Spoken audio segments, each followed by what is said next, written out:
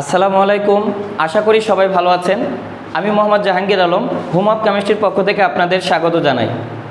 নিয়মিত যে ভিডিওগুলো আমি আপলোড করি, আজকে এই ভিডিওটা একটু আলাদা রকমের। আমার ভিডিওর টপিক দেওয়া আছে কোন তাবিজ ব্যবহার করলে মেডিকেল অ্যাডমিশন সহজ হবে। আর এই কারণে আমি বাজার থেকে একটা তাবিজ কিনেছিলাম। আমার হাতে একটা তাবিজ দেখতে পাচ্ছেন। আসলে এই তাবিজটাতে কি লেখা আছে বা কি আছে যে এই তাবিজ ব্যবহার করলে আমি সহজেই মেডিকেলে চান্স পেয়ে যাব। খুলে আপনাদের দেখাই যে এই তাবিজে আসলে কি আছে। আমি আশা করি আপনারা একটু হলেও দেখতে পাচ্ছেন। এখানে তাবিজে কিছু কথা লেখা আছে। দেখেন, এখানে দেওয়া আছে পড়তে হবে এবং বুঝে পড়তে হবে। অর্থাৎ মেডিকেল অ্যাডমিশনে আপনি যদি চান্স পেতে চান, আপনাকে তাবিজ একটাই ব্যবহার করতে হবে, সেটা হলো পড়তে হবে এবং বুঝে পড়তে হবে। তাহলে কিভাবে পড়ব?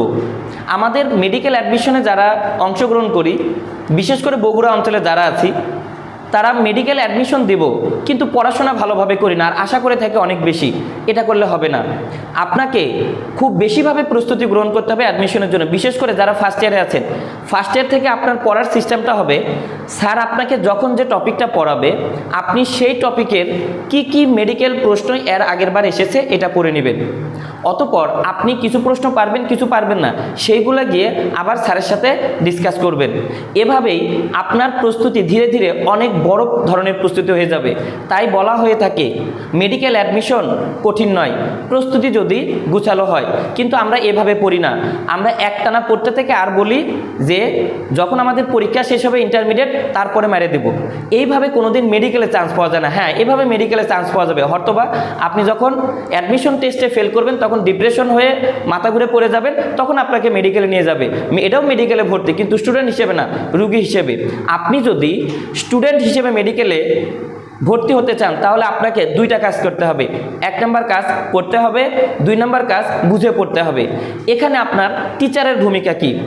আপনি অবশ্যই সাবজেক্ট ওয়াইজ টিচারের কাছে পড়বেন, যে টিচার আপনাকে পড়া বুঝিয়ে দিবে এবং ওই টিচারের কাছে আপনি আবার পড়াটা দিয়ে দেবেন।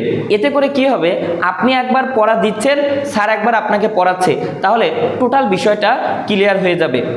আর আমরা পড়তে বসি কিভাবে? আমরা পড়তে বসি বিছানার উপর। বাইরে থেকে পড়াশোনা করার পরে আমরা বিছানায় গিয়ে শুয়ে পড়ি আর মোবাইলটা কাছে রাখি। আর আল্লাহর ওয়াস্তে যখন SMS আসে, তখন তো আর বইয়ের জায়গায় থাকে, মোবাইল নিয়ে শুরু। আর মোবাইল নিয়ে যখন বসি 1 ঘন্টা সময়, তখন কিছুই না। এভাবে কোনো দিন মেডিকেলে চান্স পাওয়া যাবে না। আপনাকে পড়াশোনা করতে হবে চেয়ার টেবিলে। তাই আপনি চেয়ার টেবিলে বসুন, পড়াশোনা করুন এবং সাবজেক্টের টপিক অনুযায়ী পড়াশোনা করুন। প্রতিদিন কিছু হলো, প্রতিদিন 5টা প্রশ্ন হলো প্রত্যেকটা সাবজেক্টের করে এগিয়ে রাখুন। তাহলেই একসময় আপনার কাছে প্রস্তুতি অনেক বড় হয়ে যাবে।